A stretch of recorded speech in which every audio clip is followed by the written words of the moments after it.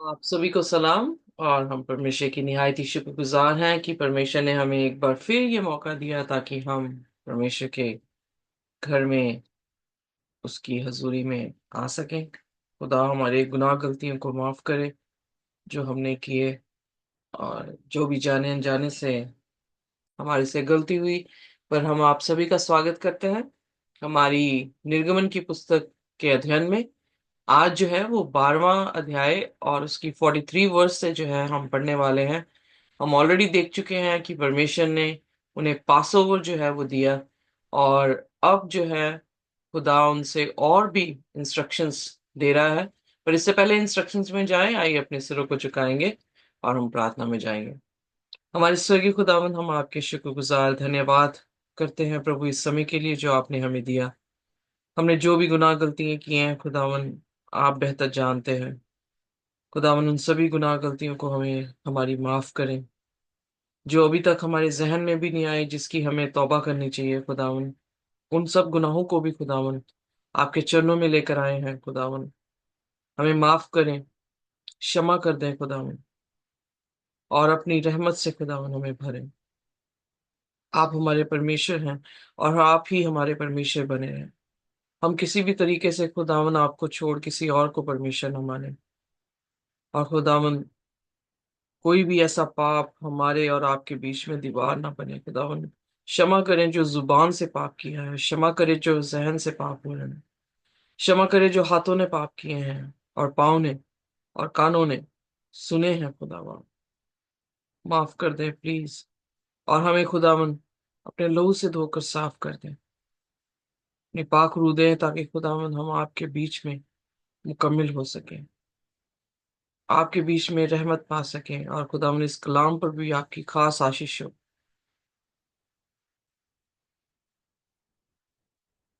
आप बोले और हम सुने खुदावन, आप बढ़े और हम घटे।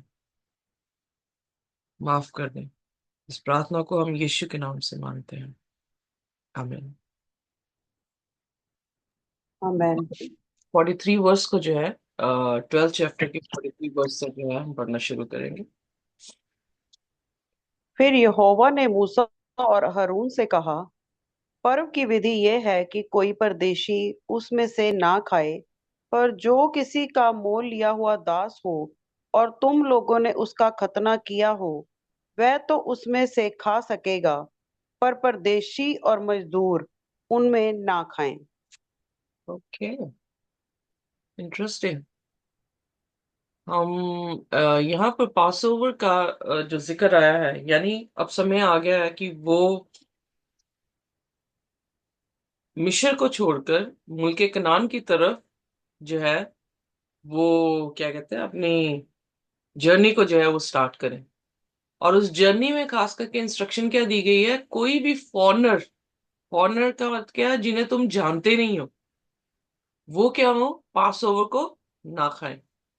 सो इसका मतलब वही सिर्फ खा सकते हैं जो मोल खरीदे हो, दास, या फिर उनका खतना किया हो। अब जो खतना है वो एक चिन्ह को दिखा रहा है, हम ऑलरेडी देख चुके हैं। जो चिन्ह ये बता रही है कि वो कवेनेंट में बंधे हुए हैं, और जो भी परदेसी है वो इस चीज को नहीं जानता। वो खुदा के साथ रिलेशनशिप को नहीं जान रहा, या खुदा की टर्म्स, लेट मी से दिस, टर्म्स और कंडीशंस को नहीं जानता। आप देखते हैं कि आप कितने एप्स यूज करते हैं, तो यूज करने से पहले वो क्या करते हैं, आपसे आपसे ये कहते हैं कि आप टर्म्स और कंडीशंस को क्या करें, टिक करें, साइन करें। उसके बाद ये ऐप आपकी कंप्यूटर में या लैपटॉप में या मोबाइल में जो है वो ऑन हो जाएगा। सो खुदा का भी टर्म्स एंड कंडीशन है। वो टर्म्स एंड कंडीशन हम जो है वो ये देख रहे हैं कि अब्राहम से जब खुदा ने एक नेशन को खड़ा किया है, अपने नेशन को खड़ा किया है, जिसमें वो अपने नेशन का, अपने लोगों का राजा होगा, तो उसने अपनी विधियां उन्हें दी हैं। और विधियों से क्या हो रहा है, उसकी टर्म्स एंड कंडीशंस जो हैं वो हमें दिखाई दे रही हैं कि खुदा ने इंस्ट्रक्शंस दी हैं कि आपको मिस यूज नहीं करना, आपको इसको यूज करना है।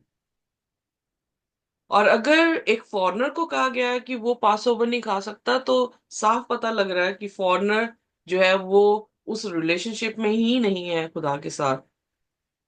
और दूसरी चीज और रिकन्फर्म कर रही है कि खतना नहीं किया है, तो खतना, खतना क्या है? एक चिन्ह है कि वो परमेश्वर के लोग हैं और लोगों का परमेश्वर खुदावन खुदा है। अवेल, हम बार बार बाइबल में देखते हैं कि पौलुस जो है वो खतना के बारे में जो है वो जिक्र कर रहा है। और उसकी, अगर हम गलातियों की पुस्तक में देखें तो वहां पर 6 अध्याय उसकी आई थिंक 14 आयत में, if I am not mistaken, में से निकालिए प्लीज गलातियों।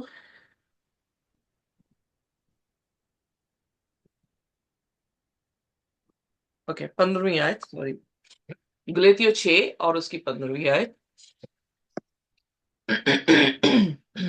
जी। क्योंकि ना खतना और ना खतना रहित कुछ है, परंतु नई सृष्टि। सो यहां पर हम देख रहे हैं कि हमारे टाइम तक अब क्या हो गया, जब जेंटाइल्स में खुदा का कलाम पहुंचा, तो खुदा ने उन्हें क्या कर दिया, अडॉप्ट कर लिया। अब उनसे शारीरिक खतने के बारे में नहीं, बल्कि दिल के खतने के बारे में जो है वो बात कर रहा है। सो चिन्ह तो वही है, पर हमारे दिल का खतना होना जो है, शरीर के साथ साथ दिल का खतना होना भी जो है वो क्या है, बहुत जरूरी है। कल ही हम जब बात कर रहे थे तो मेरे हस्बैंड मुझसे कहने लगे कि जो कुछ ऐसी चीजें हैं, पदार्थ हैं, वो पीने जो है या खाने जो है वो पाप है। क्यों पाप है? क्योंकि ये शरीर क्या है, खुदा का मंदिर है। सो हम शरीर का भी खतना कर रहे हैं दूसरे अर्थ में, कि हम उन चीजों को अपने शरीर में अंदर नहीं लेकर आ रहे, जैसे शराब हो, सिगरेट हो, और कुछ भी ऐसा खाना, इवन फैट और शुगर, ताकि हमारा शरीर क्या हो, वो पवित्र रहे। सो इसलिए खुदा ने सिर्फ आउटवर्ड रिलीजन को नहीं, बल्कि इनवर्ड रिलीजन को जो है वो क्या किया है, प्रमोट किया है। और यहां पर तो वो बिल्कुल साफ है कि मसीह में ना ही खतना, ना ही ना खतना रहित, या क्या कहते हैं हिंदी में, बिना खतना के कुछ भी फायदा है। बट क्या होना चाहिए, एक बार फिर पढ़ दें हिंदी में, सॉरी मुझे अनसर्कमसाइज हिंदी में बोलना नहीं आ रहा जी। क्योंकि ना खतना और ना खतना रहित कुछ है, परंतु नई सृष्टि। है। ओके, सो कुछ भी ये मायने नहीं रखता, पर क्या मायने रखता है? सो नई खतना सृष्टि। करने वाले कौन थे? यहूदी थे। खतना रहित कौन थे? जनता। जेंटाइल्स, अन्य जाति के लोग थे। यानी आप कहां से आ रहे हैं, दूसरे शब्दों में ये कहने की कोशिश कर रहे हैं, आप यहूदी कौम से आ रहे हैं, आप जेंटाइल से आ रहे हैं, कोई मायने नहीं रखता। क्योंकि वो ऑलरेडी गलातियों की पुस्तक में उसके दूसरे अध्याय में, आई थिंक तीसरे अध्याय में, इस बात को जो है वो बयान कर चुका है। 28 आयत में, गलातियों उसका 3 उसकी 28 आयत में, उसमें लिखा, देयर इज नीदर ज्यू नॉर ग्रीक। पढ़ दे मेरे साथ हिंदी में। जी। और अब ना कोई यहूदी रहा और न यूनानी, ना कोई दास ना स्वतंत्र, ना कोई नर ना नारी, क्योंकि तुम सब मसीह यीशु में एक हो। सो हम सभी मसीह मसीह में क्या है, एक है, यानी हमें रिसीव कर लिया गया है। पर शर्त क्या है, कि हमें एक नया मनुष्य बनने की जरूरत है। अब नया मनुष्य कैसे बनेंगे हम? बपतिस्मा जब हम लेते हैं तो वो क्या चिन्ह देता है? हमारा पानी के अंदर जाना, यानी हमारे पापों का दफन होना। हमारा पुराना मनुष्य दफन हो रहा है, और पानी से जब निकलते हैं तो यानी मसीह में हम एक नए मनुष्य बनकर जो है वो क्या हुए हैं, निकले हुए हैं। अब पास ओवर, जब उन्हें ऑलमोस्ट आखिरी प्लेग में है, तो क्या प्रकाशित वाक्य नहीं इस तरह से बयान करता कि कोई भी अदला बदली नहीं होने वाली, कोई भी पापी पाप रहित नहीं होगा, और ना पाप रहित इंसान पापी बनेगा। क्योंकि प्रकाशित वाक्य 22 उसकी 11 में और उसकी 12 में जब हम पढ़ते हैं, तो साफ नजर आता है कि मसीह यीशु के आने से पहले कोई भी जो है वो धर्मी या अधर्मी नहीं बनेगा। जो बने हुए हैं वो वैसे ही रहेंगे। सो इसलिए ये वो टाइम है जब खुदा प्लेग्स के बाद उन्हें क्या करने वाला है, वहां से निकालने वाला है। उस टाइम कोई रिपेंटेंस काम नहीं आएगी, क्योंकि दया का दरवाजा बंद हो जाएगा। सो आइए पढ़ते हैं प्रकाशित वाक्य, उसका 22वां अध्याय, उसका 11 और उसका 12वां वचन।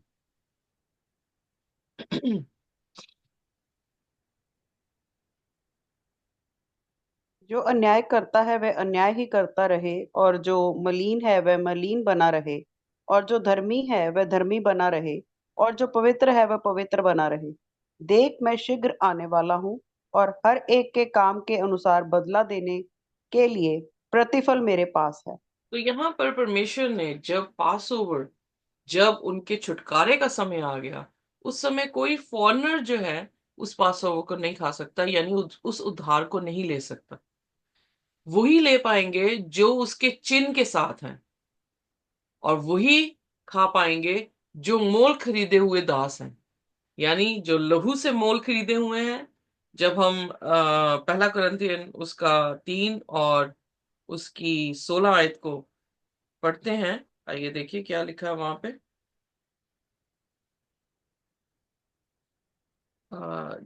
वेट अ मिनट, 16 नहीं 6 की पढ़ते हैं। Let's read. 6 की 16। 6 की इंटरेस्टिंग। ओह सॉरी, मैं 4 ढूंढ मैं ढूंढ रहा हूँ। 6 की 15। क्या तुम नहीं जानते कि तुम्हारी देह मसीह के अंग है? सो क्या मैं मसीह के अंग लेकर उन्हें वेश्याओं के अंग बनाऊं? कदापि नहीं। और 20वीं आयत, सॉरी। क्योंकि दाम देकर मोल लिए गए हो, इसलिए अपनी देह के द्वारा परमेश्वर की महिमा करो। तो यहाँ पर क्या कह रहा है कि तुम्हारी देह को पवित्र रखने के लिए बात करी जा रही है, और फिर उसके बाद क्या बताया जा रहा है कि हमें क्या किया हो गया है। हम गुलाम थे, हम पाप के गुलाम थे, पर हमें क्या किया है, मोल लेके खरीदा गया है। सो खुदा ने हमें मोल लिया है। जो मसीह के लहू से मोल खरीदे गए हैं वो खा सकते हैं, वो नजात पाएंगे।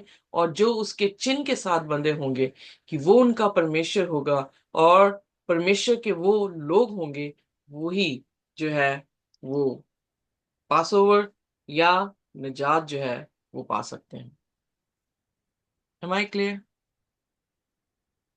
जी। सो फिर उसके बाद 46 वर्ष से हम पढ़ेंगे।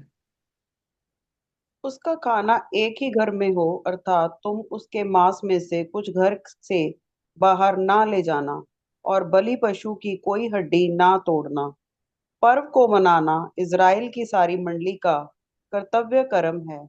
और यदि कोई परदेशी सॉरी, यहां पर एक ही घर में, it shall be eaten in one house, एक ही घर में जो है उसे मनाना। और फिर क्या कह रहा है कि उस जानवर की या जो भी मेमना तुम काटोगे उसकी हड्डी तुम बिल्कुल भी मत तोड़ना। सो किसकी तरफ रेफर कर रहा है वो मेमने? परमेश्वर के मेमने की तरफ रेफर कर रहा है। परमेश्वर का मेमना कौन है? प्रभु यीशु मसीह। क्या यीशु मसीह जब क्रूस में मरे थे तो उनकी कोई हड्डी टूटी थी? नहीं। नहीं टूटी थी। सो इसलिए पास ओवर जो है वो बिल्कुल क्या दिखाता है, यीशु मसीह की कुर्बानी को जो है वो दिखा रहा है। यानी यीशु मसीह की कुर्बानी के जरिए से ही हम स्वर्ग की बादशाहत में जा सकते हैं। अगर हमने यीशु मसीह को कबूल नहीं किया है, अगर हमने उसके चिन्हों को कबूल नहीं किया है, अगर हम उसके लहू से मोल खरीदे नहीं हैं, हम स्वर्ग की बादशाहत में नहीं जा पाएंगे। फिर उसके बाद ये पूरी कॉन्ग्रीगेशन, इज़राइल की कॉन्ग्रीगेशन जो शैल बी सरकमसाइज, यानी उनका खतना होना जो है वो बहुत जरूरी है। सो चेकलिस्ट बनानी चाहिए हमें, स्वर्ग की बादशाहत में कौन लोग जा सकते हैं, यू नो। यहाँ पे चेकलिस्ट दी गई है ना, तो हमें भी चेकलिस्ट बनाने में कि क्या हम स्वर्ग की बादशाहत में जाएंगे। प्रभु यीशु मसीह ने कहा, जो बपतिस्मा ले, जो विश्वास करे बपतिस्मा ले, वो नजात को पाएगा। सो पहली चीज हमें विश्वास करनी है। विश्वास करके पहली चीज जो है हमें क्या करनी है, बपतिस्मा लेना है। बपतिस्मा लेके सिर्फ वो एक नाम का बपतिस्मा नहीं होना चाहिए, आउटवर्ड पब्लिकेशन नहीं होनी चाहिए, बल्कि इनवर्ड ट्रांसफॉर्मेशन होनी चाहिए। यानी हमें न्यू क्रीचर जो है वो बनना है, एक नया मनुष्य जो है वो बनना है। और खतना अगर चिन्ह है, वो खतना हम देख ही चुके हैं कि एक नए मनुष्य का चिन्ह है। और फिर उस कवनेंट में आने के लिए हमें खुदा के विश्वास बातों पे विश्वास करना है और खुदा के विधियों पर जो है वो चलना है, जिससे क्या हो, वो हमें शुद्ध करे और हम उसके जैसे जो है वो बन सके। और फिर 48 वर्स में क्या कह रहा है? और यदि कोई परदेशी तुम लोगों के संग रहकर यहोवा के लिए पर्व को मनाना चाहे, तो वह अपने यहाँ के सब पुरुषों का खतना कराए, तब वह समीप आकर उसको माने, और वह देशी मनुष्य के तुल्य ठहरेगा। पर कोई खतना रहित पुरुष उसमें से ना खाने पाए। तो यहां पर फिर खुदा ने एक जो है और ताकीद कर दी कि अगर बाई चांस सपोज करो कि कोई परदेसी भी आ जाए, वो खा तो सकता है, पर उसके लिए भी कंडीशन क्या है? वही कंडीशन है जो यहूदियों के लिए। सो कंडीशन तो चेंज नहीं हुई, लोग और जात चेंज हो सकती है पर कंडीशन वही है। और फिर यहां पर लिखा है कि वो अपना खतना करे और he should draw nearer to celebrate it, वो नजदीक आए। सो इसीलिए यकूब की पत्री में लिखा है, draw nearer to me, I will draw nearer to you. So खुदा के हम समीप आते हैं, खुदा हमारे समीप आता है। और उसको क्या रिगार्ड किया गया है? As a native of the land. Native मतलब उस जमीन का रहने वाला। बट जो खतना रहित है, वो किसी तरीके से भी जो है इस खाने को नहीं खा सकता। सो 49th वर्स। जी। उसकी व्यवस्था देशी और तुम्हारे बीच में रहने वाले परदेशी दोनों के लिए एक ही हो। ये आज्ञा जो यहोवा यहोवा ने मूसा और हारून को दी, उसके अनुसार सारे इजरायलियों ने किया। और ठीक उसी दिन यहोवा इजरायलियों को मिस्र देश से दल दल करके निकाल ले गया। तो यहां पर हम देखते हैं कि खुदा के हुक्म को उन्होंने माना, जैसे खुदा ने अपनी शर्तें रखी थी वैसे ही उसने उन लोगों ने माना, और उनका मानना ही उनका छुटकारा देने का बायस बना। Amen? आमीन। हम भी उसी टाइम में आ पहुंचे हैं जहां पर खुदा अपने लोगों को छुटकारा देने के लिए आने वाला है। बट किन लोगों को छुटकारा देगा? बुलाए सभी गए हैं, पर चुने हुए कम क्यों हैं? क्योंकि चुने हुओं को कुछ करना पड़ेगा, एक नया मनुष्य बनना पड़ेगा, उसके जो उसका चिन्ह दिखा रहा है उस कवर्नेंट में जाना पड़ेगा, जिसमें वो उसकी आज्ञाओं को मानेंगे। और वो यू नो हस्बैंड वाइफ के रिलेशनशिप में क्या होता है कि दोनों अपना अपना पार्ट करते हैं। ऐसा नहीं होता कि हस्बैंड ही काम करे और औरत कोई काम नहीं करेगी, या औरत ही काम करे और हस्बैंड जो है वो। आप देखेंगे अगर एक तरफ काम हो रहा है तो वो फैमिली, वो मैरिज जो है वो ज्यादा देर तक चलती नहीं है। पर अगर दोनों बराबरी अपनी जिम्मेदारियों को सोच समझते हैं, करते हैं, तो उनकी मैरिज जो है वो काफी देर तक जो है वो चलती है। उसी तरह से प्रभु यीशु मसीह अपनी दुल्हन को यानी कलेक्टिव चर्च को बिहाने के लिए जब आ रहे हैं, या शादी करने के लिए, या मैरिज के सिंबॉलिक उसे मैरिज करके दिखाया गया है, तो वो मैरिज तभी मुकम्मल होगी जब प्रभु अपना काम करे और उसकी दुल्हन क्या करे? उसके साथ अपना अपना काम करे। तो उन दोनों के एफर्ट्स, उन दोनों का विश्वास एक दूसरे के प्रति, उन दोनों का एक दूसरे के प्रति कार्य उनकी मैरिज को क्या करता है? मुकम्मल करता है। सो इसलिए किसी भी तरीके से अगर हम उसकी आज्ञा को नहीं मानते हैं, तो हम उस कवनेंट में जुड़ नहीं सकते। आइए देखते हैं अब नीलकमल के 13 अध्याय में उसकी पहली आयत से कि आगे क्या हुआ।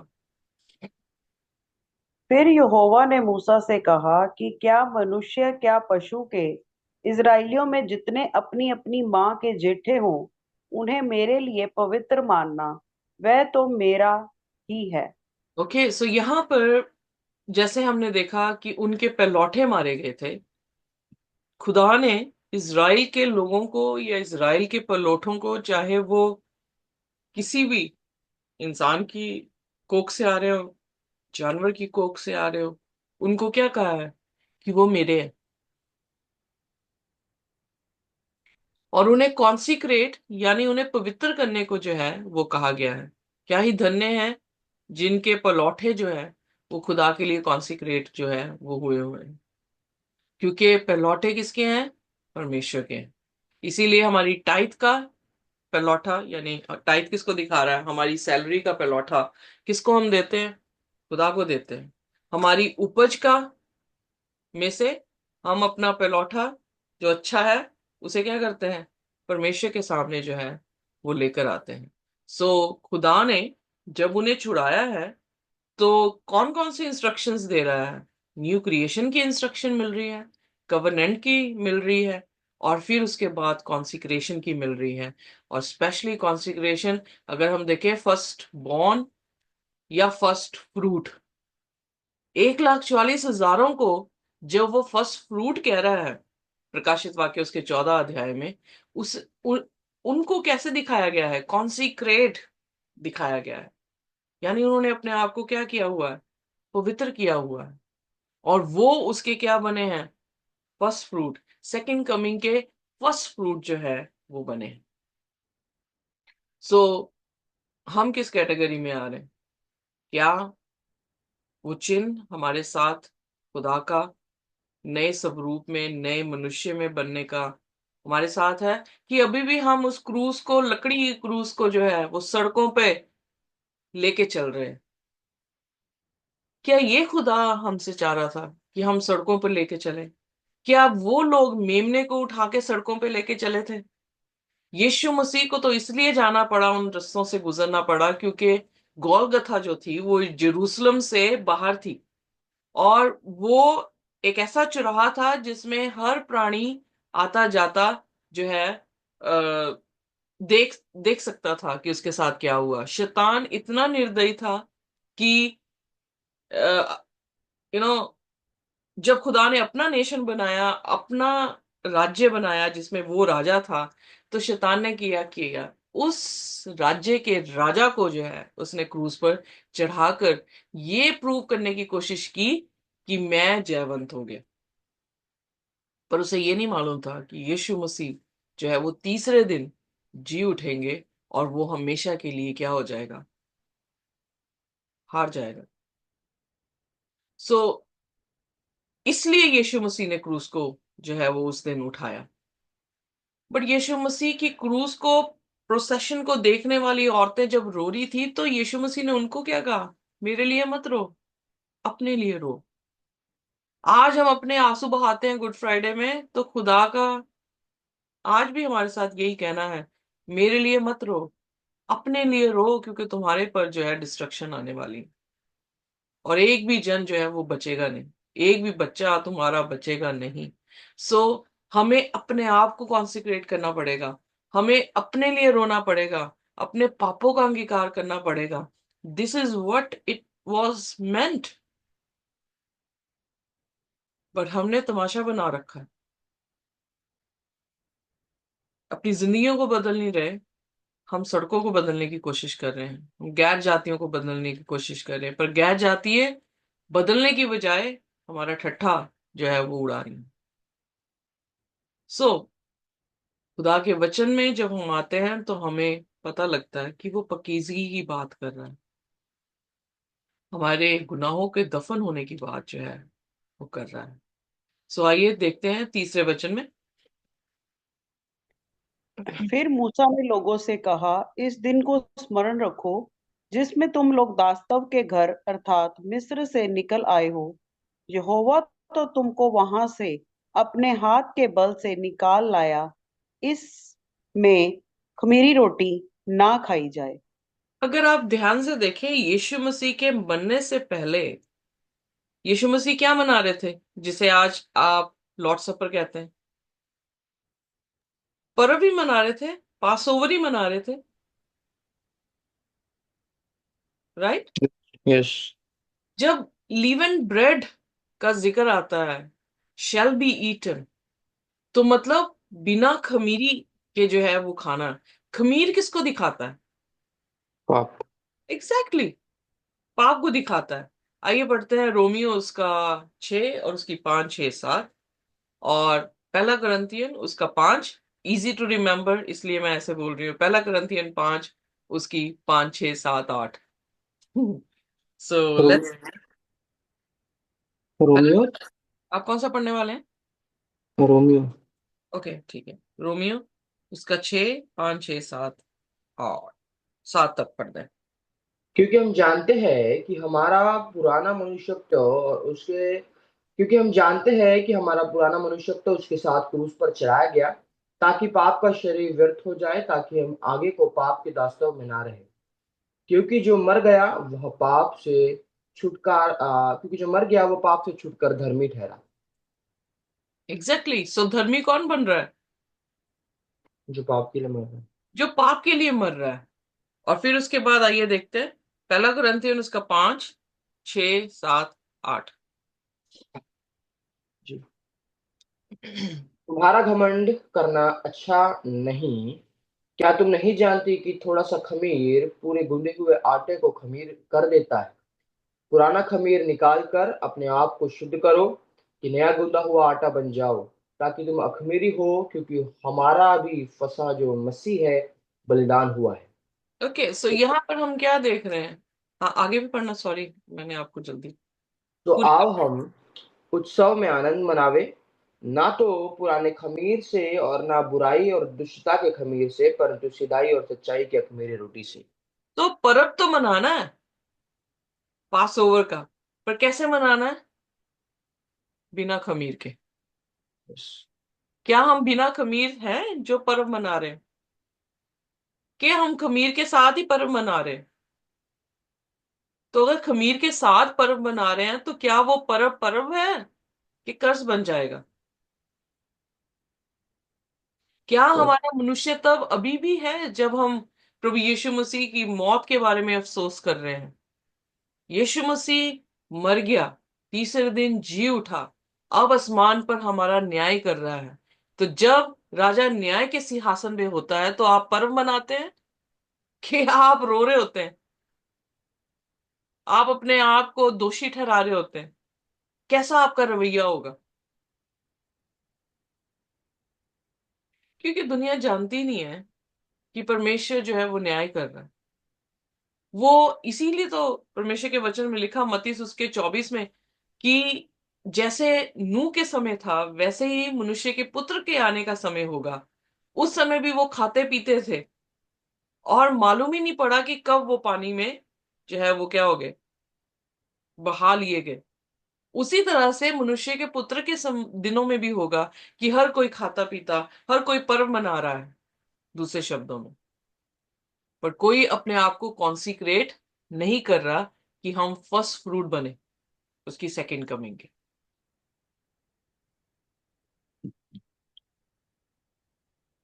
इसलिए खुदा ने यहां पर उन्हें जो लीवन ब्रेड खाने को दी, पहली बात तो ये दिखाती थी कि उनके पास समय ही नहीं था। जब खुदावन यीशु मसीह छुटकारा देने पड़ते हैं उनके पास समय ही नहीं था, वो खमीर बनाते, वो आटे को थोड़ा राइस करते, उसके बाद उसकी ब्रेड बनाते। दूसरी चीज ये दिखा रही है जो कि पौलुस इस बात को जो है वो बयान कर रहा है कि एक थोड़ा सा खमीर क्या करता है, पूरे आटे को खमीरा बना देता है। उस खमीर को क्या करो, निकाल दो। अगर हमारी आंख ने पाप किया तो इसीलिए यीशु मसीह क्या कह रहे थे, अगर तेरी एक आंख ने पाप किया उसे निकाल कर फेंक दे। ऐसा ना हो कि तू दोनों आंखें ले रख कर नरक की आग में जो है वो फेंका जाए। इन सभी चीजों का अर्थ क्या था? इन सभी चीजों का अर्थ ये था कि अपने पाप को अपनी जिंदगी से निकाल दे। पाप किसका सदृश्य है? शैतान का सदृश्य है। पाप की पूजा करना मतलब किसकी पूजा कर रहे हैं? शैतान की पूजा कर रहे हैं। तो जो पाप को निकाल कर प्रभु यीशु मसीह के विधियों पर चल रहा है वो किसकी पूजा कर रहा है? बट आज की दुनिया में क्या हो रहा है? ऑपोजिट। जो हुक्म मान रहे हैं उन्हें क्या कहा जा रहा है? ये दुष्ट लोग हैं। और जो हुक्म नहीं मान रहे हैं उन्हें क्या कहा जा रहा है? ये धर्मी लोग हैं। तो प्रभु यीशु मसीह ने लुदीकिया के कलीसिया को क्या कहा? तुम सोचते तो हो कि तुम क्या हो, धनी हो, पर तुम क्या हो? दरिद्र हो, तुम गरीब हो, तुम अंधे हो, तुम नंगे हो। सो ये कंडीशन हमारे लास्ट चर्च की खुदा ने जो है वो दिखाई, जो खुदा की नजरों में दिख रहे हैं हम। क्यों दिख रहे हैं हम अंधे? क्यों दिख रहे हैं हम नंगे? क्यों दिख रहे हैं हम कि हम दरिद्र हैं? इसलिए क्योंकि यीशु हमारे पास नहीं है।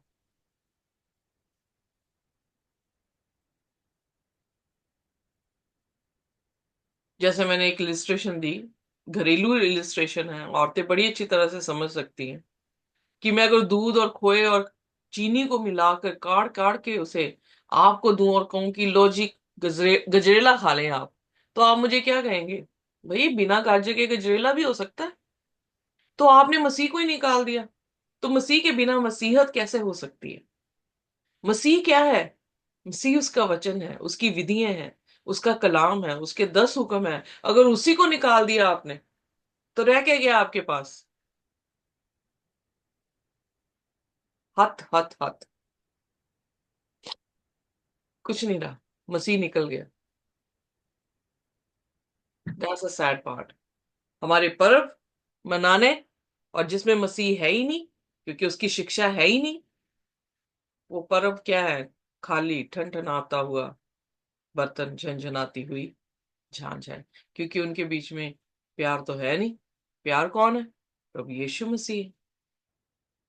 सो कलाम एक के बाद एक के बाद एक दूसरे के साथ जुड़ता चला जा रहा है और यही सिखाने की कोशिश कर रहा है कि ये पर्व नहीं, ये असलियत है, लाइफस्टाइल है, जिसको टीच करके यीशु मसीह जो है वो गए हैं। सो आइए देखते हैं चौथा वचन।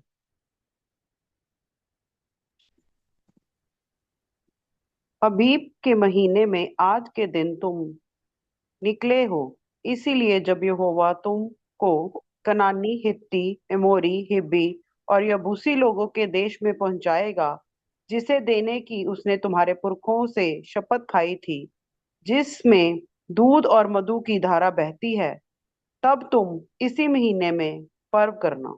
ओके, सो यहां पर परमेश्वर ने अप्रैल के महीने को, अप्रैल को जो है, उनको क्या की थी? आजादी दी थी। आज यहूदी कौम पर्व कब मनाती है? अप्रैल में मनाती है। तो खुदा ने क्या कहा कि तुम, the lord brings you into the land of Canaanites. कौन बोल रहा है ये चीजें? मूसा बोल रहा है। एक टाइम पे मूसा अपने हाथों से इज़राइल को जो है वो क्या करने वाला था? छुड़ाना चाहता था। पर अब वो क्या उसकी जुबान से निकल रहा है?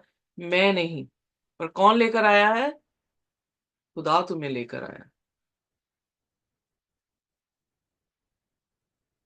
सो हम नहीं, हमें कौन निकाल रहा है?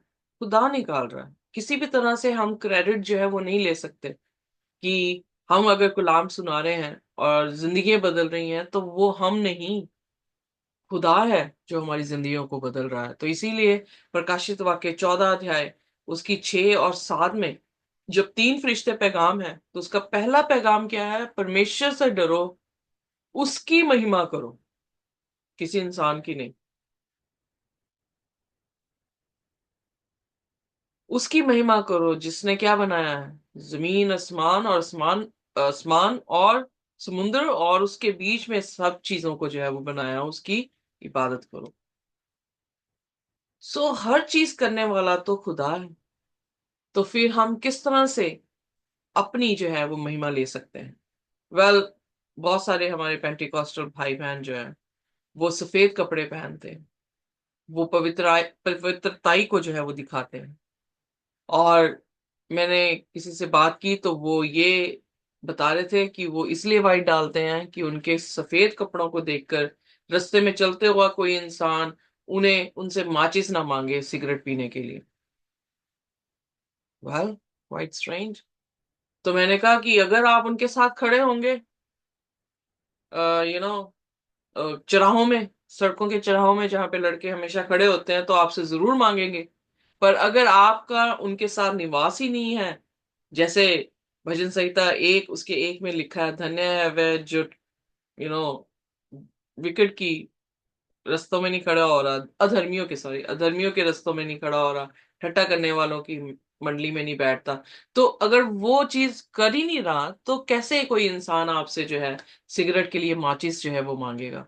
अगर आपने दे भी दी है तो आपने कौन सा पाप किया? पहली बात तो मुलाकात ही नहीं है दुष्ट के साथ, वो मांगेगा ही नहीं आपसे।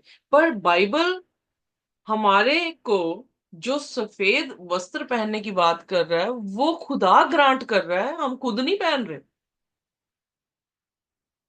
सो वो तो वही बात होगी कि मूसा लेकर आया हमें, हम पवित्र हो गए, नहीं, खुदा देगा हमें, खुदा निजात देगा, खुदा हमें वस्त्र दे रहा है, जो कि हम प्रकाशित वाक्य उसके 19 अध्याय में जो है वो पाते हैं कि खुदा ने अपनी दुल्हन को ग्रांट किया, क्या किया?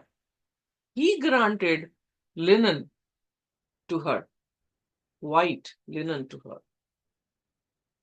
सो कहां पर सिंबल्स हैं, वो सिंबल्स क्या आदेश कर रहे हैं, रेफर कर रहे हैं? हम बिना पढ़े बिना समझे उन सिंबल्स को लेकर अपना एक रिलीजन बना के बैठ गए हैं। वो रिलीजन काम नहीं करेगा।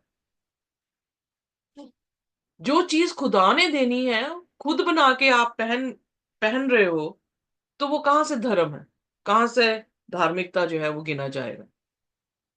सो इसलिए यहां पर वो मेंशन कर रहा है कि खुदा, आगे देखेंगे और इस चीज के बारे में जो है वो बोलेगा कि खुदा, इवन 11वीं आयत में जब मैं नीचे देख रही हूं तो 11वीं आयत में भी कह रहा है, when the lord has brought you into the land of Canaanite. So खुदा ही है जो हमें राष्ट्रवादी देता है, जो हमें पर्व देता है, जो हमें हमारे लिए मेमना बना है, जिसने हमारे लिए जान दी है, जो हमारा न्याय कर रहा है, जो हमारा वकील है, जो हमारा उद्धार करता है, और जो राजाओं का राजा बनके जो है हमें बचाने के लिए आने वाला है। उसी का ड्वेलिंग प्लेस हेवन है जिसमें वो लेकर जा रहा है। तो फिर महिमा किसकी होनी चाहिए? इंसान की? हर चीज तो परमेश्वर कर रहा है, तो फिर महिमा हम कैसे उसकी जो है वो चुरा सकते हैं? सो यहां पर दोबारा पढ़ते हैं एक बार फिर, अगर मैंने कोई चीज मिस कर दिया तो मुझे पता लगे। 5वीं आयत से फिर पढ़ेंगे। इसीलिए जब यहोवा तुमको कनानी, हित्ती, इमोरी, हिब्बी और यबूसी लोगों के देश में पहुंचाएगा, जिसे देने की उसने तुम्हारे पुरखों से शपथ खाई थी, और जिसमें दूध और मधु की धारा बहती है, तब तुम इसी महीने में पर्व करना। सो जब वो यहां से उठा के, मिस्र से उठाकर, जिस मुल्क की उसने वाचा बांधी थी हमारे बाप दादों के साथ, उस जमीन पे लेकर जा रहा, तो वहां पे क्या बह रहा है? क्या लिटरली बह रहा था मिल्क एंड हनी? नो। नहीं। तो मिल्क एंड हनी क्या दिखा रहा है? फर्टिलिटी को दिखा रहा है या प्रॉस्पेरिटी को जो है वो दिखाया जा रहा है? वेल अगर हम ध्यान से देखें, अगर आप जहां पर इज़राइल बना है, मैंने पहले भी एक बार बताया था कि इज़राइल के पास अपना कोई भी नदी नहीं है। जैसे बाबुल के पास नील है, ओ सॉरी, बाबुल के पास इफरात है, और जो इज़राइल है, ओ सॉरी, मिस्र है, उसके पास नील है। सो दाएं बाएं, नॉर्थ साउथ, नॉर्थ में क्या है? बाबुल है, और साउथ में यरूशलेम के क्या है? इजिप्ट है, अगर आपको याद हो, दानियल उसके 11 अध्याय में हमने सीखा था। और जो नॉर्थ है वो बाबुल को दिखा रहा है, और बाबुल का फ्लैग रोम को जो है वो दिया गया है आगे आके हमारे प्रेजेंट टाइम में। जो इजिप्ट है उसका फ्लैग जो है आगे जाके एथिज्म को जो है जो है दिखाया दिखाया गया है, फ्लैग उसने जो है कैरी किया। सो जब हम दोनों चीजों को देखते हैं, इन दोनों के पास नदी है, और उस टाइम पर जो कल्चर था वो देश को ज्यादा अहमियत दी जाती थी जिसके पास पानी हो। पर जो इज़राइल बना है वो बना ही ऐसा है जहां पर पानी बहकर या तो नील नदी में चला जाता है या इफरात नदी के साथ जो है वो मिल जाता है, उनके पास नहीं ठहरता है। और वो टोटली डिपेंडेंट है बारिश के, कि बारिश खुदा भेजेगा तो क्या होगा, उनकी उपज होगी, अदरवाइज उनकी उपज जो है वो नहीं होगी। और उनके बीच में खुदा क्या कर रहा है, पॉमीग्रेनेट, बड़े बड़े मतलब फल जो हैं, वो फलों का गुच्छा, अगर आपको याद हो कि मुल्क कनान में जो है मूसा ने 12 स्पाइस भेजे, तो वो कहाँ कैसे लेकर आए थे अंगूर?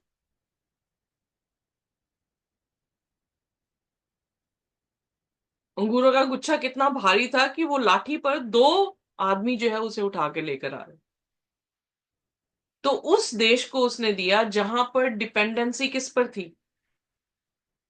खुदा पर थी, किसी भी यस। रिसोर्स क्रिएशन पर नहीं थी। Are you getting me? Yeah. So Israel को कहां पर स्थापित कर रहा है, जहां पर सिर्फ वो किस पे डिपेंडेंट हो, किसी भी क्रिएटिव चीज पे नहीं, क्रिएशन पे नहीं, बल्कि खुदा पर डिपेंडेंट। और जब वो खुदा पे डिपेंडेंट हो रहे हैं तो उनको क्या दे रहा है, मिल्क एंड हनी, यानी प्रॉस्पेरिटी उनकी। लोग जो देख रहे हैं, हमने इसमें पढ़ा था, निर्गमन में ही पढ़ा था, या अपने इसके 12 अध्याय में जब हम पढ़ा था, तो वहां पर वो क्या कह रहा है कि तुम विधियों को मानना। आई फॉरगॉट, सॉरी, मैं थोड़ी, मेमोरी मेरी थोड़ी स्लो है। सो तुम विधियों को जब मानोगे तो तुम क्या होगे, लोग देखेंगे और क्या कहेंगे, no no sorry, lesson study में डिट्रॉनमी में हमने 17 अध्याय में जो है वो पढ़ा था कि जब तुम मानोगे तो लोग क्या सोचेंगे कि तुम क्या हो, उनसे वाइज हो। तो विजडम को दिखा रहा है, जो खुदा पर निर्भर है, वो उनकी प्रॉस्पेरिटी को दिखा रहा है, जो खुदा पर निर्भर है, किसी भी खुदा की बनी हुई रिसोर्सेस पर डिपेंडेंट नहीं है।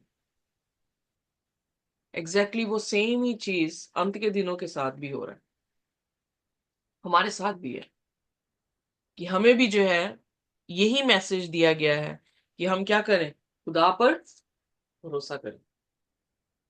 और जब हम उस पर भरोसा करते हैं तो क्या हो रहा है, सॉरी, हम किसी भी क्रिएशन पर भरोसा नहीं कर रहे, हम क्रिएटर पर भरोसा कर रहे हैं, और खुदा हमें आशीष और बरकत दे रहा है। आमीन। आमेन। Amen. I believe you are understanding. जी। हम। इसलिए यहां पर हम देख रहे हैं कि खुदा ने उनसे क्या कहा, तुम्हें मैं जब नहीं, मूसा बता रहा है कि जब खुदा तुम्हें निकाल के उस जगह पे लेकर आ रहा है जहां पर दूध की नदियां और मधु की नदियां जो है वो बहती हैं, तो इसी महीने क्या करना, इस पर्व को मनाना। अब वेल, ये पर्व जो है यानी पास ओवर, वो किस में बदल गया, कम्युन। होली कम्युनियन में जो है वो बदल गया, क्योंकि सेम ही चीज कही गई है कि मेरी याद में ये तुम ऐसे ही करते रहना। और मेरी याद में ऐसे करते रहना, तो अगर यहां पर इसी महीने, यानी कहने का अर्थ है कि साल में एक बार जो है वो मनाने को पर्व कहा गया था, तो होली कम्युनियन कब मनानी चाहिए?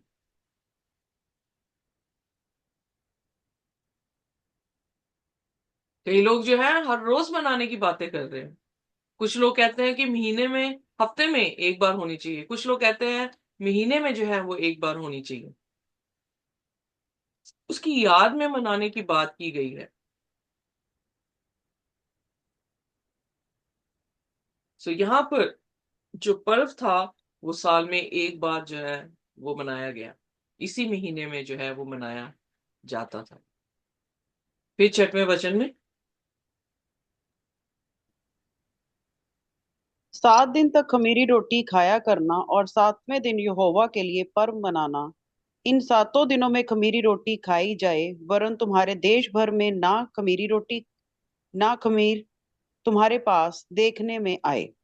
जो पास ओवर का मतलब ही ये था कि बिना, या खमी बिना खमीरी जो है वो रोटी का खाना। और 7वें दिन क्या है, पर्व है। तो इसलिए जब खुदा के पैटर्न को देख रहे हैं तो खुदा के पैटर्न में सातवां दिन हमेशा क्या है? फेस्टिवल है।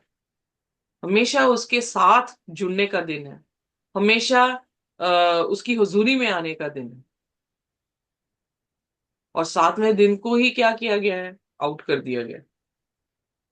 कैसे आउट कर दिया गया? सप्ताह के पहले दिन को बढ़ावा देकर कि उस दिन यीशु मसीह जो है वो जी उठे थे। सातवें दिन यीशु मसीह क्या कर रहे थे उसका ध्यान ही नहीं दिया। वो अपने वचन के अनुसार सातवें दिन भी कब्र में जो है वो सो रहे थे या आराम कर रहे थे। क्या खुदा यीशु मसीह उसी टाइम नहीं जी उठ सकते थे अगर तीसरे दिन जी उठना था? क्या शुरू हो गया था? सबत। Exactly exactly. सबत शुरू हो गया था। अगर खुदा सबत को काम कर लेता, अगर सपोज करे वो उठ जाता, तो चेले क्या करते? सबत मनाने जाते कि उसके पास पहुंच जाते? उसके पास पहुंच जाते हैं। Exactly exactly. तो कानून देकर वो खुद ही कानून तोड़ देता? हम्म। इम्पॉसिबल। कि कानून देकर जो कानून तोड़ दे वो राजा ही कैसा? अगर आप बड़ी फिल्में देखे होंगी तो आप देखेंगे कि जो राजा एक बार हुक्म दे देता था उसको तोड़ा नहीं जा सकता। एम आई राइट और नॉट? हम्म। वो किसी भी तरीके से अपने हुक्म को, हाँ ऑल्टरनेटिव, जैसे एस्तर के टाइम पर जब उसने हुक्म दे दिया और जब सब कुछ राजा को पता लग गया कि ये शतरंज मतलब प्लॉट किया गया है, तो राजा उस हुक्म को नहीं खत्म कर पाया। पर उसके बनिस्बत एक और हुक्म जारी किया गया। क्या? कि इजरायली अपनी प्रोटेक्शन में अपने हथियार उठा सकते हैं और मार सकते हैं। पर राजा कभी भी अपनी दी हुई आज्ञा को तोड़ नहीं सकता। सो उसी तरह से प्रभु यीशु मसीह अगर हमारा राजा है, उसके टर्म्स और कंडीशन थे, अगर उसने ही ये आज्ञा बनाई थी तो वो कैसे तोड़ता? तो इसलिए उसे जैसे ही मारा गया, सबत बिल्कुल करीब था, चेले उसके उसको वहीं पर छोड़ के चले गए। क्या मनाने के लिए? सबत। और वो कब्र में क्या कर रहा था? जैसे उसने हुक्म दिया था वैसे ही वो उसको फॉलो कर रहा था। और इसीलिए लिखा है कि भोर में उठते ही जब स्त्री वहां पे पहुंची तो कब्र क्या थी? खाली थी। क्योंकि कब्र में यीशु मसीह थे ही नहीं। और सबत जो है वो क्या है? सनसेट टू सनसेट है।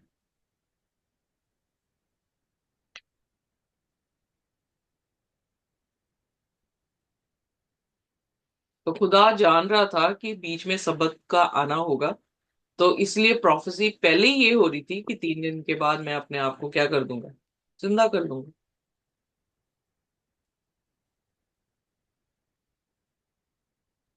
सो यहां पर भी सातवां दिन जो है परमेश्वर ने क्या किया? पर्व का जो है वो दिया। और उसके बाद सातवें वचन में पढ़ दिया हमने? नहीं। हाँ जी, 8वां। ओके। और उस दिन तुम अपने अपने पुत्रों को यह कह के समझा देना कि यह तो हम उसी काम के कारण करते हैं जो यहोवा ने हमारे मिस्र से निकल आने के समय हमारे लिए किया था। ओके।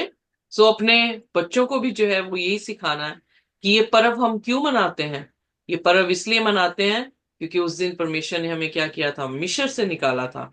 और ये it shall be serve for you as a sign on your hand and reminder on your forehead so that the teaching of the Lord may be on your lips, for with the strong hand of the Lord brought you out from the Egypt. So यहाँ पे ये हिंदी में जो है एक बार पढ़ दें please. Powerful verse है। कौन सी सिस्टर जी? 9वीं आयत। जी।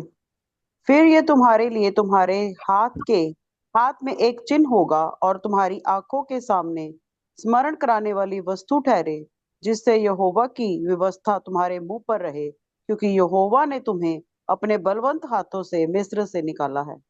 तो ये जो साइन है, पासओवर का जो साइन है, वो तेरे हाथ में एक साइन की तरह है, और रिमाइंडर कैसे है, तेरे मस्तक में। याद है आपको कि जब हम प्रकाशित वाक्य पढ़ रहे थे, तो 13वें अध्याय में मार्क ऑफ द बीस्ट कहां पर दिया जा रहा है? फोरहेड। माथे पे और हाथ पे।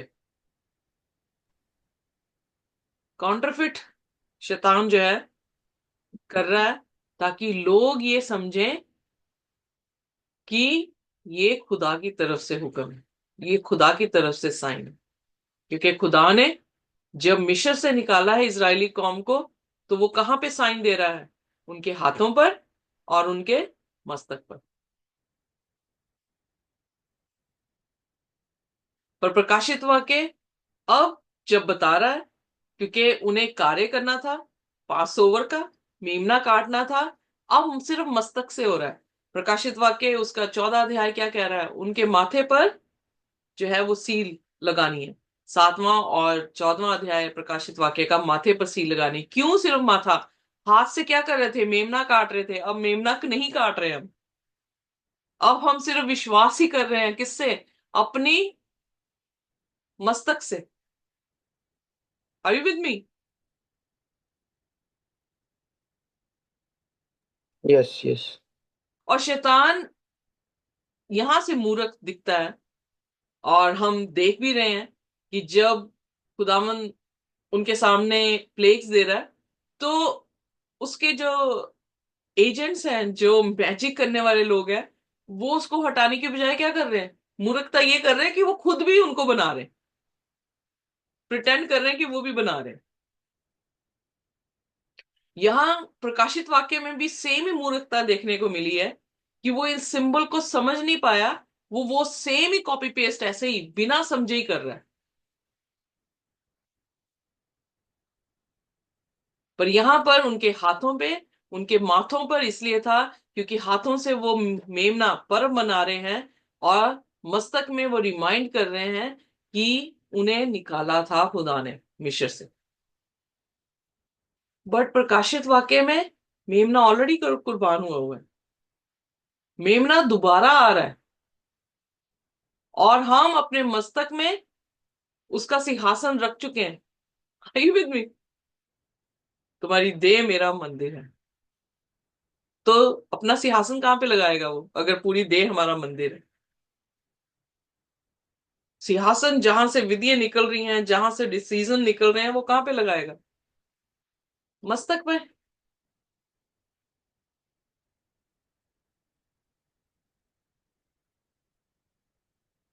या सो यहां पर हम देख सकते हैं कि उसकी मूर्खता को और खुदा की अक्लमंदी को। सो खुदा विजडम है, और शैतान क्या है? मूर्खता है। इसीलिए बाइबल में नीति वचन में भी कहा, जो ये कहे कि परमेश्वर है ही नहीं, वो क्या है? मूर्ख है।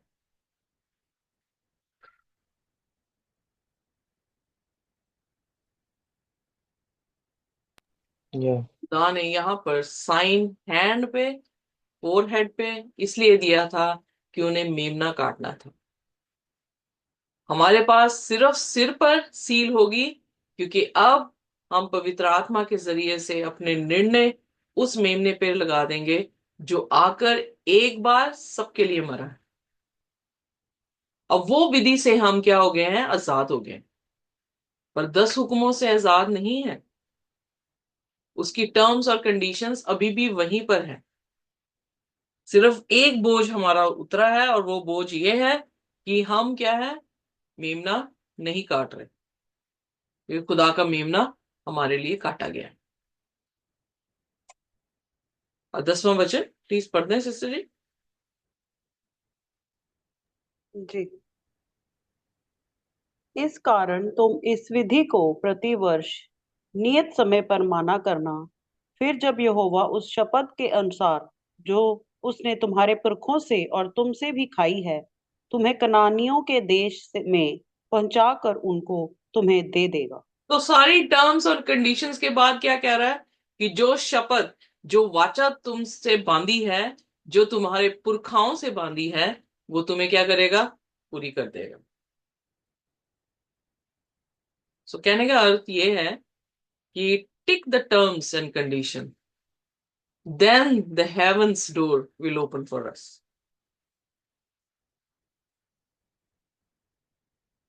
और अगर हम टिक नहीं कर रहे हैं अपनी लाइफ में, तो खुदा का दरवाजा भी जो है वो नहीं खुलेगा, जैसे मिस्र और फिरौन के लिए नहीं खुला। और 12वें वचन में, जी। तब तुम में से जितने अपनी अपनी माँ के जेठे हों उनको, और तुम्हारे पशुओं में जो ऐसे हों उनको भी यहोवा के लिए अर्पण करना। सब नर बच्चे तो यहोवा के हैं, और गदही के हर एक पिलौठे की संति मेमने देकर उसको छुड़ा लेना। और यदि तुम उसे छुड़ाना ना चाहो तो उसका गला तोड़ देना, पर उनके साथ पिलौठे पुत्रों को बदला देकर छुड़ा लेना। ओके, सो यहाँ पर जो पहलौठा है, यीशु मसीह पहलौठा था मरियम का। जी। सो जो पहलौठा है वो किसका है? खुदा का। और स्पेशली यहाँ पर जिक्र किया गया है नर। वो, इसका मतलब ये नहीं है कि पक्षपात किया गया हमारे साथ, नहीं नहीं नहीं, वो यीशु मसीह को दिखा रहा है। सो इसलिए आने वाली संतानों में से एक नर ने आना था, जो पहलौठा होना था, और वो खुदा के लिए क्या होने वाला था? खुदा के लोगों के लिए कुर्बान होने वाला था। सो हर चीज का एक एक मतलब था, और उस मतलब को जो है वो यही दिखा रहा था कि आने वाले टाइम पर परमेश्वर का मेमना आएगा और हमारे लिए कुर्बान होगा। इसीलिए जब यूहन्ना रेफर कर रहा था कि देखो परमेश्वर का मेमना, तो वो क्या रेफर कर रहा था? पास ओवर को रेफर कर रहा था। वो खुदा के उस इब्राहिम की कहानी को रेफर कर रहा था कि परमेश्वर मुहैया करेगा। वो उत्पत्ति उसका 3 उसकी 15 को रेफर कर रहा था कि खुदा स्त्री और उसकी संतान और सर्प और उसकी संतान के बीच में क्या करने वाला है? एनिमिटी, दुश्मनी जो है वो पैदा करने वाला। तो इसलिए शुरुआत से ही खुदा क्या कर रहा है? जब अन्य जातियों के नेशंस हैं, उसमें अपना एक नेशंस जो है, एक नेशन जो है वो खड़ा किया उसने, ताकि वो भविष्यवाणी, वो जो आने वाले समय को पहले ही देख लेता है, वो उसने पहले ही बता दिया कि क्या होने वाला है, कैसे रिडेम्पशन जो है वो आने वाली है। अगली आयत पढ़ दे, 14वीं आयत शायद। जी। और आगे के दिनों में जब तुम्हारे पुत्र तुमसे पूछे कि ये क्या है, तो उनसे कहना कि यहोवा हम लोगों को दास्तव के घर से अर्थात मिस्र देश से अपने हाथों के बल से निकाल लाया है। उस समय जब फिरौन ने कठौती को कर हमको जाने देना ना चाहा, तब यहोवा ने मिस्र देश में मनुष्यों से लेकर पशु तक सबके पिलौठों को मार डाला। इसी कारण पशुओं में से तो जितने अपनी अपनी माँ के पिलौठे नर हैं, उन्हें हम यहोवा के लिए बलि करते हैं, पर अपने सब जेठे पुत्रों को हम बदला देकर छुड़ा लेते हैं। ओके, सो यहाँ पर जो है वो पहलौठे खुदा के लोगों के बीच में क्या दिख रहा है? कि वो बचाए जा रहे हैं मोल लेके। और फिरौन के लोगों में पहलौठे क्या हुए हैं? वो मारे जा रहे हैं। डिफरेंस ये दिखाई दे रहा है। जी। और जो पहलौठे हैं वो फिरौन के हैं, जो इस कौम के पहलौठे हैं वो किसके हैं? खुदा के हैं। सो इसलिए उनको जो है मारकर खुदा ने जो है वो आ, ये जो है वो सिंबलाइज किया है कि उनकी जो राजा के थे, उनको मारने का यही यही सिंबल था कि खुदा ने जो है उस पर जय पाई। और ये सारी कथा जब भी पर्व मनाया जाता था, अपने बच्चों को सिखाया जाता था किस तरह से खुदा ने उनका छुटकारा जो है वो किया है। सो इसलिए चलते फिरते उठते बैठते उन्हें जो है वो सिखाया जाता था, ताकि ना खुदा की विधियों से वो दाएं जाए, ना वो बाएं जाए। और इसी को हमने देखा था, आई थिंक, व्यवस्था विवरण उसके 17 अध्याय उसकी 20 आयत में। If if you can open please.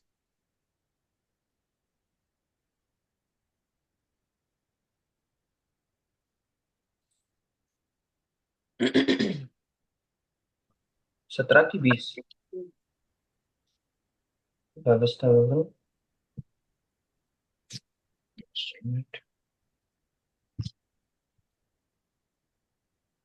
17 की 20 सिस्टर। जी जी जी, 17 20 व्यवस्था विवरण 17। जी। जिससे वह अपने मन में घमंड करके अपने भाइयों को तुच्छ ना जाने, और इन आज्ञाओं से ना तो दाहिने मुड़े और ना बाएं, जिससे कि वह और उसके वंश के लोग इस्राएलियों के मध्य बहुत दिनों तक राज्य करते रहे। तो इसलिए राज्य करने का बेस और फाउंडेशन क्या था? विधियों को मानना। 17वीं आयत से पढ़ेंगे। जी। और ये तुम्हारे हाथ पर एक चिन्ह सा और तुम्हारी बहुओं के बीच टीके का सा ठहरेगा, क्योंकि यहोवा हम लोगों को मिस्र से अपने हाथों के बल से निकाल लाया। जब फिरौन ने लोगों को जाने की आज्ञा दे दी, तब यद्यपि फिलिश्तियों के देश में होकर जो मार्ग जाता है वह छोटा था, तो भी परमेश्वर ये सोचकर उनको उस मार्ग से नहीं ले गया कि कहीं ऐसा ना हो कि जब ये लोग लड़ाई देखें तब पछताकर मिस्र को लौट जाएं। ओके, सो यहाँ पर हम देखते हैं कि उसने क्या कहा, ये साइन होगा तुम्हारे हाथ में और तुम्हारे माथे में एक एम्बेलम, लाइक एक टीके टीका। होगा। तो लिटरली लगाते थे टीके वो क्या? नहीं। नहीं। ये चीज को लेकर क्या हो रहा है, दूसरे धर्मों के लोग क्या कर रहे हैं, माथे पे क्यों लगा रहे हैं? Are you getting me? शैतान मूर्ख इतना है कि उसे कुछ भी मतलब नहीं, सिंबलाइज या क्या सिंबल है उसे कुछ समझ नहीं आ रहा। He just copying copying and pasting, ताकि लोग इतने बेवकूफ हो जाएं उन्हें पता ही ना लगे कि राइट और रॉन्ग क्या है। पर जो खुदा के कलाम को पढ़ने वाले लोग हैं, उनके सामने साफ उसकी मूर्खता जो है वो क्या हो रही है, दिखाई दे रही है।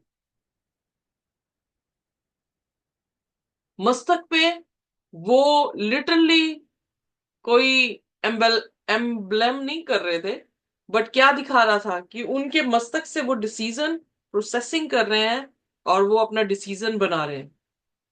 उनके हाथ से साइन नहीं कोई दे रहा था। जैसे कल हम ट्यूलिप गार्डन गए तो वहां पे उन्होंने मेरे यहाँ पर बच्चों के जैसे लगाते नहीं होते, वैसे उन्होंने ट्यूलिप जो है मेरे हाथ में बना दिया। सो वो लिटरली हाथों पर कोई निशान नहीं था, वो उनके कार्य को दिखा रहा है, उनका मस्तक उनकी सोच को दिखा रहा है।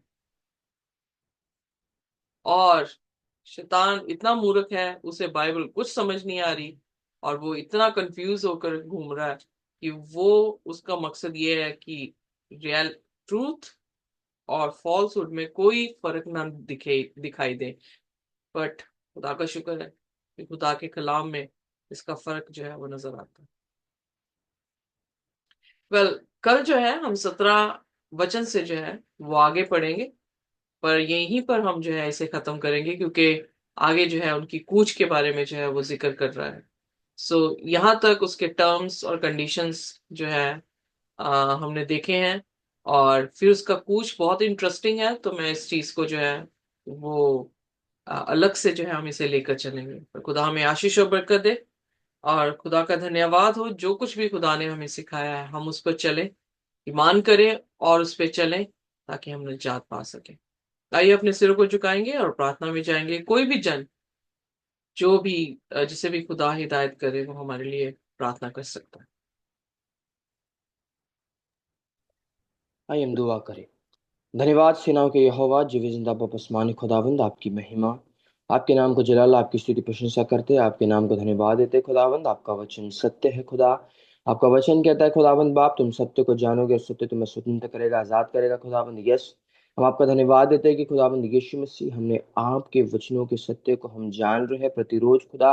हम जब उसमें बढ़ रहे खुदाबंद, आप आपके वचनों के वायदों के अनुसार आप हमें चला रहे खुदा।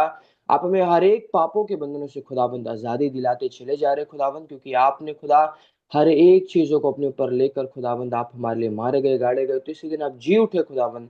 और खुदाबंद यीशु मसीह, जिस तरह आपका स्वभाव है वैसे ही आपके कलीसिया, जिस तरह आप कलीसिया के सर है, and we are the body of Christ father. खुदावन हम भी आपके जैसे स्वभाव को लेकर चले खुदाबंद। ये सब कहने का अर्थ जो खुदाबंद बाप हम देखते हैं खुदा, वो ये है कि आपकी आज्ञाओं को मानना खुदाबंद, आपकी विधियों के अनुसार चलना खुदा, आपके आज्ञा अर्थात बिना खमीर के चलना खुदाबंद। हम देखते हैं खुदा वो विजय को दिखाता है खुदा। हम जानते हैं, हमने देखा है खुदाबंद कि जिस तरह खुदा लोग खुदा आपकी आज्ञाओं को मानते चले गए, आपने उन्हें खुदा आपके वादे के विदेश में भी पहुंचाया खुदाबंद। उसी तरीके से परमेश्वर आपकी आज्ञाओं को मानना भी हमें ईश्वर की बादशाहत के खुदा करीब ले जाता है खुदावंद, और उसमें प्रवेश दिलाता है खुदावंद। हम इस चीज को आज हमने कंफर्म किया है खुदावंद, आपका धन्यवाद हो परमेश्वर। हमने खुदावंद ये जाना है कि हमारा आपके वचनों पर विश्वास रखना व्यर्थ नहीं है, जिस तरह पहला कुरिन्थियों 15:58 कहता है कि प्रभु के काम में सर्वदा बढ़ते जाओ। इसलिए हे मेरे प्रिय भाई, दूर और अटल रहो प्रभु के काम में, सर्वदा बढ़ते जाओ, क्योंकि जानते हो कि तुम्हारा परिश्रम प्रभु में व्यर्थ नहीं है खुदावंद। हम जो आप में आपके वचनों के अनुसार अपने आप को अधीन रखने की कोशिश करते खुदा, दुनिया जरूर हमें खुदावंद बाप हमसे बैर रखती है खुदा, क्योंकि हमसे पहले उसने आपसे भी बैर रखा।